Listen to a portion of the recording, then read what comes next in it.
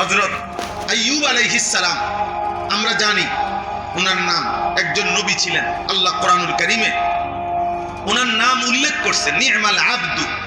আল্লাহ বলছে আমার বান্দাদের মধ্য থেকে বড় উত্তম বান্দা আইয়ুব। আইয়ুব কেন?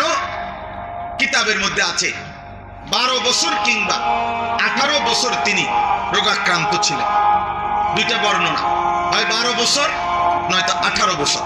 তো 12 বছর কিংবা 18 বছর একটানা রোগাক্রান্ত, মারাত্মক অসুস্থ ছিলেন, শারীরিকভাবে ভীষণ রোগ ছিল ওনার। তো 18 বছর পরে বা 12 বছর পরে আল্লাহ তাআলা ওনাকে সুস্থ করে দিয়েছেন। সুবহানাল্লাহ। সুস্থ হওয়ার পরে হযরত আইয়ুব আলাইহিস সালাম কিতাবে আছে, একদিন আল্লাহকে জিজ্ঞেস করছিলেন যে আয় আল্লাহ, গত 18 বছর 12 বছর বা 18